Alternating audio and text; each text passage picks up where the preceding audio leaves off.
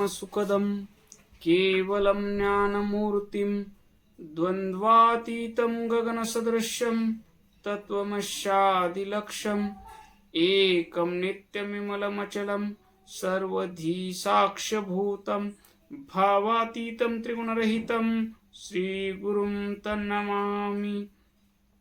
अज्ञानतिमिर अन्धस्य ज्ञानाञ्जनशलाकया चक्षुरुन्मीलितं येन तस्मै श्रीगुरुवे नमः। तस्मै श्रीगुरुवे नमः। तस्मै श्रीगुरुवे नमः। आपण संत शिरोमणी शिवयोगी मन्मथ माऊलीच्या अभंगवाणीवर चिंतन करत आहोत। चिंतनासाठी आजचा घेतलेला आपला अभंग आहे।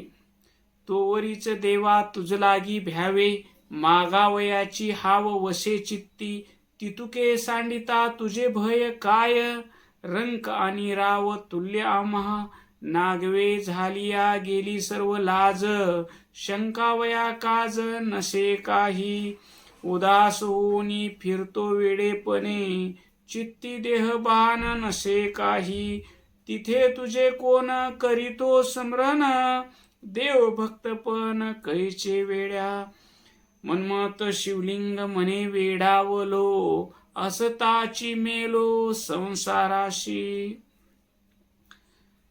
या अभंगातून माऊलीनं देव, मागणे आणि हव्यास या तीन गोष्टीवर प्रकाश टाकलेला आहे। तर हव्यास हा माणसाला आनंदापासून, सुखापासून, शांतीपासून लांब घेऊन जातो। महात्मा गांधीजीची एक म्हण होती की संपूर्ण पृथ्वीवर जन्मलेल्या जीवाला सांभाळण्यासाठी समर्थ आहे, पण एका माणसाची हव्यास हाव पुरवण्यास असमर्थ आहे। तसं या अभंगात माऊली म्हणतात, तोवरीच देवा तुझ लागी भ्यावे, मागावयाची हाव वसे चित्ती। तर हव्यासामुळं काय नुकसान झालं, काय नाही, आपण स्वतःच थोडं अवलोकन करू। आमच्या लहानपणी उडीद मूग पिकायचे, सोयाबीनचं पीक त्यावेळेस नव्हतं। वर्षातून एक 10 पोते उडीद व्हायचे, मूग एखादी पोतं व्हायचं, आणि त्यालाही ज्वारी 70-80 रुपये क्विंटल, उडीद एक 300 रुपये क्विंटल भाव असायचा। आणि एकदा घातलं की माल झाला, घातलं की घरच्या सगळ्याला कपडे आणायचे, आणि बुंदीचं जेवण, बुंदी नुकती फक्त दिवाळीलाच राहायची। पण त्या काळामध्ये सगळे सुखी समाधान होतं। कुठेही खड्डा खणलं की 5 फुटावर चलम्याला पाणी लागायचं, पाणी मुबलक होतं, गावात बोलतीदारी पद्धत होती, पैसे कमी यायचे पण सगळं पुरायचं, सुख समाधान होतं। रासायनिक खत नव्हता, जनावरं राहायचे, आणि सगळे जनावराचाच खत शेतात टाकला जायचा। शेती खर्चिक नव्हती, आणि जेवढं मिळालं त्याच्यामध्ये माणूस आनंदी होता। पुन्हा माणूस एकाचं बघून एक हव्यासाला लागला, रासायनिक शेती करू लागला, खर्च वाढला, जनावरं कुणाची राखायची तयारी राहिली नाही, आणि उत्पन्न वाढवण्यासाठी कितीही जमिनीला खत घातलं, त्याच्यानंतर कीटकनाशक, तणनाशक ह्या फवारणीमुळं उत्पन्न तर वाढल्यासारखं दिसलं, पण प्रत्येक घरच्या माणसाला शुगरची आणि बीपीची गोळी चालू झाली। कशाचा हव्यास आहे? 10 पोते उडीद होत होते तेव्हा समाधान होतं। आज 100 पोते सोयाबीनची पट्टी जरी आली तरी आम्हाला ते पैसे पुरत नाहीत, कारण शुगर बीपीची रोज एक 10 रुपयाची गोळी आहे। प्रत्येकाकडे अँड्रॉइड मोबाईल आहे. घरी 10 माणसं असले तर 10 30 300 एका माणसाला म्हणलं तर 3000 रुपये अंबानीच्या घरी चालले. हे कशामुळं झालं? अधिक उत्पन्नाचा हव्यास. मला जास्त मिळालं पाहिजे, सगळ्यापेक्षा जास्त मला मिळालं पाहिजे. तर संत म्हणतात, तोवरीच देवा तुझ लागी भ्यावे. देवाला साधक अवस्थेमध्ये माऊली होते त्यावेळेस त्याने म्हणले, तुझ लागी हेची मागू, तुझे नामी छंद लागो, सुखे संसाराशी घाली देई आवडी पावले. हे देवा, तुला जर काही द्यायचंच असेल तर मला तुझं नाम दे, तुझ्या नामाचा छंद लाव. आणि हे मुक्ती मोक्ष म्हणतात ते मला नको. मला किती वेळेस जन्माला घालायचे ते सुखानं जन्माला घाल, पण तुझ्या चरणाची आवड दे. डोळ्यात तुझं रूप असावं, मुखात तुझं नाम असावं, कानात तुझी नामध्वनी असावी. असं जर होत असलं तर मला किती जन्म द्यायचे तितके जन्म दे. हे साधक अवस्थेमध्ये माऊलीनं मागितलं. आता ही सिद्ध अवस्थेतला अभंग आहे माऊलीचा. माऊलीला ज्यावेळेस हृदयातल्या भगवान शिव तत्वाची प्राप्ती झाली त्या सिद्ध अवस्थेतला माऊलीचा हा अभंग आहे. माऊली म्हणतात, ते शिव शिव शिव म्हणता म्हणता शिव स्वरूप झालेल्या साधकाची अवस्था काय? तोवरीच देवा तुझ लागी भ्यावे. देवाची भीती कुणाला आहे? तर ज्याला मागायचं आहे. महादेवा बोरला पाणी लागू दे, तुझी पूजा बांधतो. महादेवा लेकराचा कुठं तर नंबर लागू दे, तुझी पूजा बांधतो. महादेवा मुलीची सोयरीक होऊ दे, मुलाची सोयरीक होऊ दे, तुझी पूजा बांधतो. ही जोपर्यंत मागणं आहे तोपर्यंत देवाची भीती आहे. आपलं हे काम होत नसलं तर आपण देवाला साकडं घालावं, देवाची प्रार्थना करावी, देवाची पूजा करावी. नाही केली तर देवाची अवकृपा होईल असं आपल्याला वाटतं. पण माऊली म्हणतात, ज्याला काही मागायचंच नाही, ज्याला मानवाचा देह मिळाला, मोठी कृपा. त्याच्यानंतर दुसरी कृपा, सद्गुरूची प्राप्ती झाली, सद्गुरूची शरणागती मिळाली. दुसरी कृपा, सद्गुरूने इष्टलिंगाची दीक्षा दिली आणि मुखात शिवाय नमा नाम दिलं. तिसरी कृपा. आणि चौथी कृपा म्हणजे त्या सत्संग सज्जनाची संगती मिळाली आणि त्या सज्जनाच्या संगतीमध्ये भगवंताचं नाम चिंतन करता करता साधक नाम रूप झाला.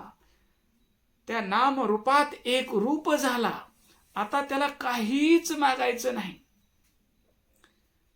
म्हणून माऊली म्हणतात, देवा तुला भ्यायची गरज काय? मला काहीच मागायचं नाही. जोपर्यंत मागायची हाव चित्तामध्ये, हे पाहिजे ते पाहिजे ते पाहिजे, तोपर्यंत देवा तुझं भय आहे. आम्हाला आता कशाचीच भीती राहिली नाही. ज्यावेळेस भगवंतावर दृढ श्रद्धा बसते, विश्वास होतो, त्यावेळेस आपल्याला भय राहत नाही, मृत्यूचंही भय राहत नाही. हा देह नाशवंत आहे आणि मी शिवरूप आहे. या देहाचा मी साक्षी आहे. हा देहाचं मी बालपण पाहिलं, तरुणपण पाहिलं, म्हातारपण पाहत आहे आणि मृत्यूही पाहणार आहे. माझं काहीही होणार नाही असं ते चैतन्य स्वरूप, आनंद स्वरूप, शिव स्वरूप मी आहे. अशी दृढ भावना झालेला साधक म्हणतो, तोरीच देवा तुझ लागी भ्यावे, मागावयाची हाव वशी चित्ती. आमच्या चित्तामध्ये कुठलीच हाव नाही. माणसाच्या हव्यासापोटी 5-10 फूट खड्डा करलं की पाणी लागायचं. सगळ्यांनी बोर मारले, शेतात सगळ्याच्या बोर झाले. आज 500 फूट जरी बोर मारला तरी पाणी लागायला तयार नाही. माणसानं हव्यासापोटी प्रत्येक माणूस शौचाला सुद्धा मोटरसायकल घेऊन जात आहे. ते एवढं प्रदूषण झालं की आज पाऊस वेळेवर पडत नाही. ग्लोबल वॉर्मिंग, पृथ्वीचं तापमान वाढल्यामुळं पाऊस वेळेवर पडत नाही. ठिकठिकाणी दुष्काळ आहे. कुठं पडला तिथं जास्तच पाऊस आहे, कुठं पाऊस पडला नाही म्हणून शेतकऱ्याचं नुकसान आहे, आणि कुठं जास्त पाऊस पडला म्हणून नुकसान आहे. हे निसर्गाचं समतोल बिघडण्याचं कारण म्हणजे माणसाचा हव्यास आहे. आणि हा हव्यास जर संपायचा असेल तर संताला शरण गेलं पाहिजे, साधूला शरण गेलं पाहिजे, भगवंतावर दृढ विश्वास ठेवला पाहिजे, आणि करता करविता भगवंत आहे या भावनेनं संसारात राहिल्यानंतर आमच्या अंतकरणातला हव्यास निघून जाईल. आणि हव्यास निघून गेल्यावर काय होतं, पुढच्या चरणात माऊली म्हणतात, तितुके सांडिता तुझे भय काय, रंक आणि राव तुल्यामा. भगवंता तुझं नाम चिंतन करता करता, तुझ्या रूपाचं चिंतन करता करता मी शिव म्हणता म्हणता मी शिव झालो. आता कोण माझ्यासाठी, माझ्या दृष्टीमध्ये जग सगळं शिवरूप आहे. तितुके सांडिता, हव्यास सांडल्यानंतर, हाव सांडल्यानंतर, मागायची इच्छा सांडल्यानंतर मला आता कशाचीच भीती नाही. आता झालो मी निर्भय, बळकट धरिले गुरुचे पाय. निर्भय अवस्था. पुढं काय म्हणता, रंक म्हणजे भिकारी आणि राजा. हे राजा आहे, महाराज महाराज या या, तुम्ही लय मोठे राजे, तुमच्यासारखा महाराज मोठा माणूस कोणी नाही, तुमच्यासारखा दानशूर माणूस कोणी नाही, तुमच्यासारखा अवधारेवान माणूस कोणी नाही, एवढ्या राजामध्ये तुम्ही सगळे महान आहोत. अशी काही तर ज्याला इच्छा आहे त्या राजापासून काही मिळवायची, मोठ्या माणसापासून काही मिळवायची, तो त्याची स्तुती करत राहतो. पण या संतांना देवाकडूनही काही अपेक्षा राहिली नाही. ते त्या इथल्या सामान्य माणसाकडून कशाची अपेक्षा करतात, आणि जे अपेक्षा करत असतील ते संत नाहीत. मग तुम्ही कितीही मोठा मठ बांधलात, तुम्ही कितीही मोठा आश्रम बांधलात, आणि तुम्ही कितीही भगवे वस्त्र घाला, पांढरे वस्त्र घाला, काहीही घाला, आणि तुम्हाला जर भक्ताकडून, शिष्याकडून दक्षिणेची इच्छा असली, तुम्हाला हव्यास असला, माझे मठाचे 10 शाखा व्हावात, माझे 10 आश्रम व्हावं, माझे 1,00,000 शिष्य व्हावं, माझा टीव्हीवर कार्यक्रम आला पाहिजे, मला परदेशातून देणग्या मिळाल्या पाहिजे, असा जर तुम्हाला हव्यास असला तर तुम्ही संत नाही. कबीरा जोगी जगद्गुरु, तजे जगत की आस. कबीरदास म्हणतात, जगाचा गुरु कोण आहे? ज्यानं जगाची आशा सोडली ते जगाचा गुरु. जगत की आस करे जग गुरु व दास. ज्यानं लोकांकडून मला मान देवं, माझा सत्कार करावं, माझा कुठंतरी पॉम्पलेटमध्ये फोटो टाकावं, माझं कुठंतरी चॅनलवर नाव यावं, मला मोठा प्रवचनकार म्हणावं, मला मोठा कीर्तनकार म्हणावं, मला मोठा महाराज म्हणावं, मला लाखो भक्ताची संख्या यावं माझ्या दर्शनाला, असा प्रसिद्धीचा सुद्धा ज्याला हव्यास आहे ते संत नाहीत. माऊली म्हणतात, ज्या माणसानं प्रसिद्धीचा हव्यास सांडला, ज्याला काही मागायचंच नाही, जे मागायचं हे प्राप्यस्य निवृत्तंते धाम परम मम. जे मिळाल्यानंतर काहीच मागायची इच्छा राहत नाही, ते परमधाम म्हणजे आमचं हृदय.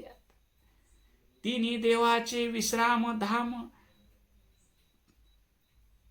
तिन्ही देवाचं विश्राम धाम, आमचे गुह्य रूप परम. आमचं जे हृदयात भगवंताचं वास्तव्य आहे ते परम रूप आहे. तिन्ही देवाचे विश्राम धाम, आमचे गुह्य रूप परम, तयाच्या सत्ते कर्म करीती देव आनंदे. सगळ्या तिन्ही देवाचं विश्रामस्थान म्हणजे आमच्या हृदय आहे, आणि त्या हृदयातला परमात्मा शिव आहे. त्याच्या सत्तेनं सर्व सृष्टीचं कार्य चालतं. मग त्या परमात्म्याची प्राप्ती झाल्यानंतर मला कुणाकडून मान मिळावा, मला कुणाकडून दक्षिणा मिळावी, मला कुण्या आमदारकडून फंड मिळावा, मला कुण्या खासदारकडून माझ्या आश्रमासाठी फंड मिळावा, लाखो भक्ताकडून मला देणग्या याव्या, अशी जर माझी अपेक्षा असली तर मी संत नाही. आणि संत कसे असतात ते माऊलीला या अभंगातून सांगायचे. तितुके सांडिता तुझे भय काय, रंक आणि राव तुल्य आम्हा. राजा आणि भिकारी आम्हाला सारखाच आहे, कारण दोन्ही मधलं आम्ही शिव चैतन्य बघतो. याचं उदाहरण सांगायचं झालं तर एका राजानं त्याच्या प्रधानाला सांगितलं, सगळ्यात सुखी समाधानी माणूस कोण आहे प्रधानजी आपल्या राज्यामध्ये. तर ते सांगितलं, एका झाडाखाली एक संत आहेत, ते झाडाचं फळ खातात, पाणी पिऊन राहतात आणि ते समाधानी माणूस तो आहे. मग राजानं सांगितलं सैनिकाला, जा आणि त्या माणसाला दरबारात घेऊन या. त्यावेळेस सैनिक गेले आणि महाराज तुम्हाला दरबारात राजानं बोलवले. तो मस्त एक लंगोटी घालून झाडाखाली मस्त शिवाय नमा म्हणून शिवचिंतन करत बसलेला साधू. त्यावेळेस त्याने म्हणलं, राजानं बोलवलंय, माझं तर काही राजाकडे काम नाही. मग राजाचं माझ्याकडे काम असलं तर त्याला ये म्हणावं इकडं, मला काही गरज नाही. तुमच्या राजाला सांगा, साधूचं संताचं त्या राजाकडे काही काम नाही, राजाचं माझ्याकडे काही काम असलं तर त्याला ये म्हणावं. ह्याला म्हणावं संत. मग सेवक गेले राजाकडे आणि राजाला सांगितलं तो साधू यायला तयार नाही. ते म्हणले, एवढा कसा मान, प्रधानजी तुम्ही जा. प्रधान गेले. प्रधानजीनं विनंती केली, महाराज आणि या राज्याचे राजे आणि तुम्हाला दरबारात बोलत आहेत, त्यांना तुमचा सत्कार करायचा आहे. ते म्हणले, कशाचा सत्कार, या ब्रह्मांडाचा राजा माझ्या हृदयात बसलाय आणि इथल्या छोट्याशा राजाकडे मला जायचं काही प्रयोजन नाही आणि त्याच्या सत्काराची मला काही इच्छा नाही. प्रधानजी परत राजाकडे गेले आणि राजा तिथं आला आणि राजानं म्हणला, राज दरबारात याला लोक सगळे तरमळतात, इच्छा करतात, मोठमोठे पंडित लोक येतात, आमच्यासाठी तिथं प्रवचन करतात, आम्हाला ज्ञान सांगतात, आम्ही हजारो लाखो रुपये देणगी देतो त्यांना, तुम्ही काय यायला तयार नाही.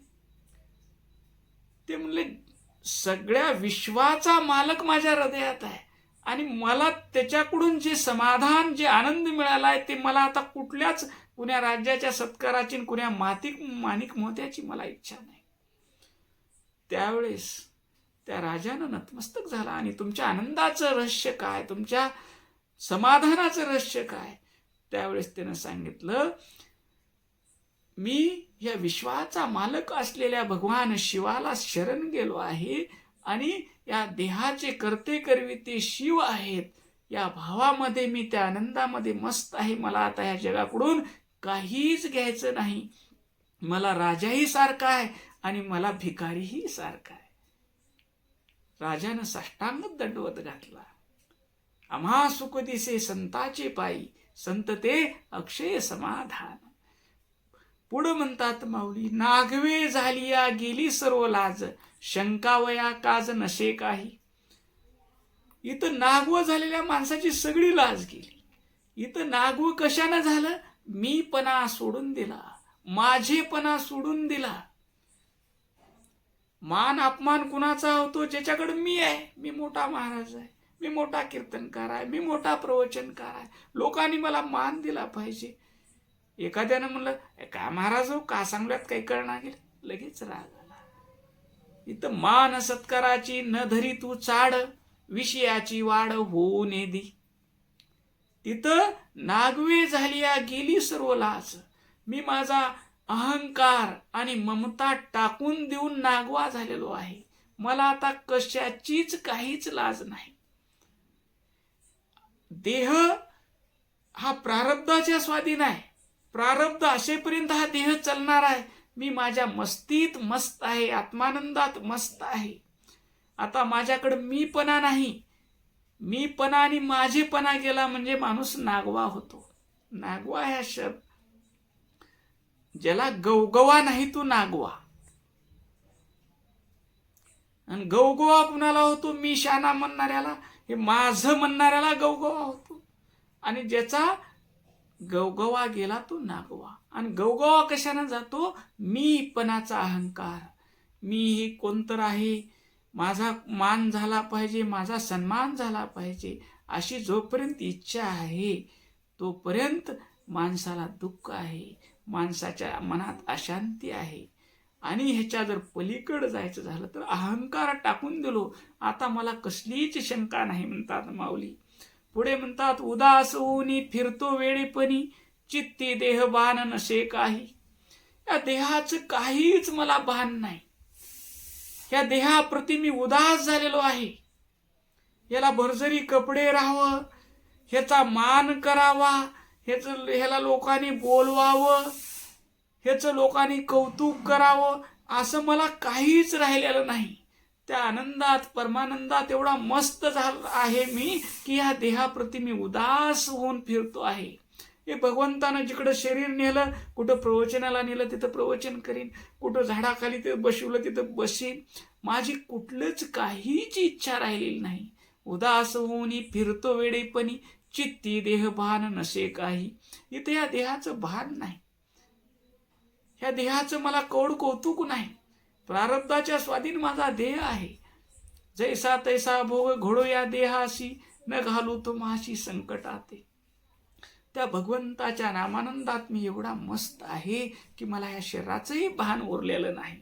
पुढं म्हणतात, तिथे तुझे कोण करीतो स्मरण, देव भक्तपण कैचे वेड्या. अरे देवा, मी त्या अवस्थेला पोहोचलेलो आहे, शिव शिव म्हणता म्हणता शिव स्वरूप झालेलो आहे. आता इथं स्मरण करणारा कोण आहे? स्मरण कुणाचं करावं? करणाराही तेच. पूजा करीशी पूजा घेशी, देव भक्त तूची आहेशी. येते मी कोण आहे धुजा, अवघा तूची वर्षभ ध्वजा. पूजा करणारा तूच आहेस, पूजा करून घेणारा तूच आहेस, नामस्मरण करणारा तूच आहेस, आणि ज्याचं नामस्मरण होत आहे तो भगवंता तूच आहेस. ह्या अवस्थेमध्ये तिथं तुझं कोण स्मरण करणार आहे? आणि कुठला देव आणि कुठला भक्त? इथं ऐक्यत्वाची अवस्था, एक रूप झालेल्या साधकाची अवस्था आहे. गंगा सागराशी मिळाली, पुन्हा न परते सागरूची जाईल. गंगा एकदा सागराला मिळाल्यावर ही गंगेचं पाणी आहे म्हणून वंजळभर बाहेर काढता येईल का? येणार नाही.